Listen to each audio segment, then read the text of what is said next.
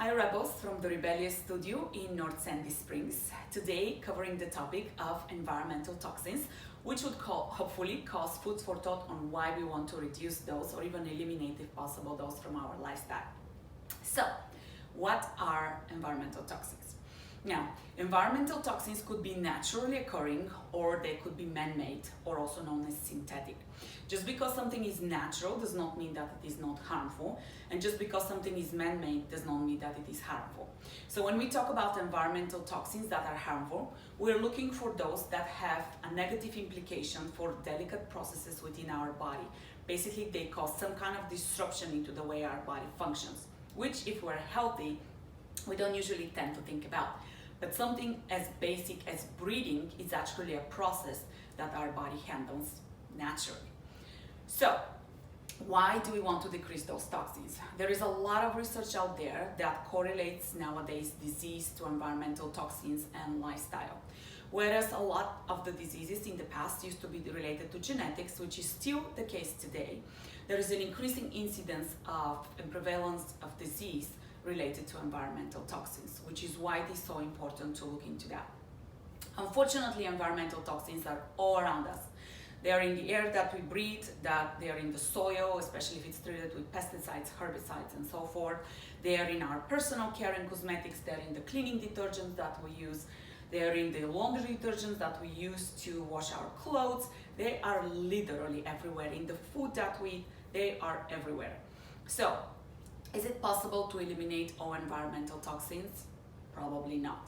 However, I think that reducing environmental toxins is probably one of the easiest things that can be done. Why? Well, if we're a couch potato, it's hard to start exercising every day. And if we have bad food habits, those are hard to change. However, changing something as easy as like the shampoo or the lipstick or the cleaning detergent or the laundry detergent that we use, it just takes off changing the product. So, let's talk about the different categories of environmental toxins. I like to think about them as three different categories. First one, cancerogenic.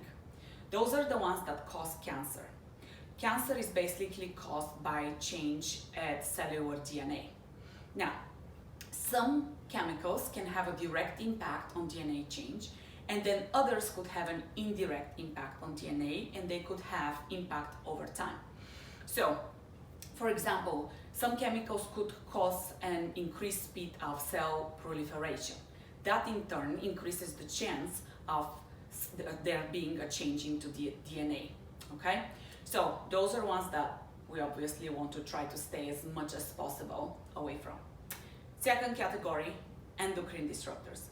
And that is especially one that is huge for kids, teenagers, pregnant moms, nursing moms, any stage of life that has to do with hormones. Hormones control a myriad of processes in our body, and very, very tiny effects on the hormones can have significant implications within human health as well as wildlife health and the environment. So, what are those? They're known as endocrine disruptors because they interrupt the action of the endocrine system. They can increase and decrease the level of the hormones into our body. They can mimic hormones, and they can trigger actions as if they are actual hormones within the body.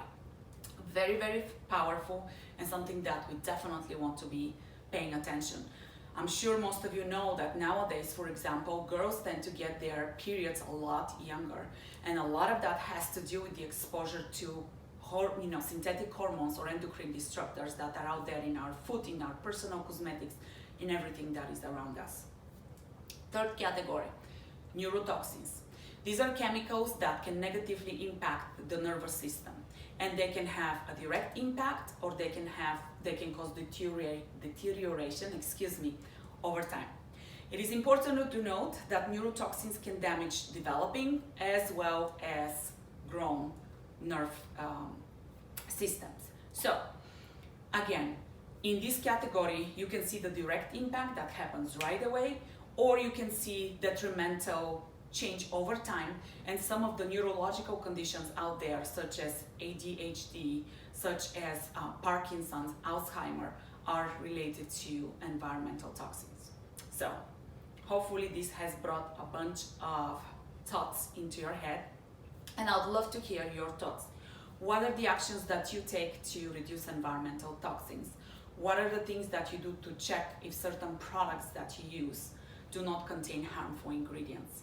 I'd love to get the conversation going. As you guys know, this is a very, very passionate topic of mine, and I look forward to continuing the conversation on it and spreading awareness and education around it. Let me know what you think, and have a rebellious day.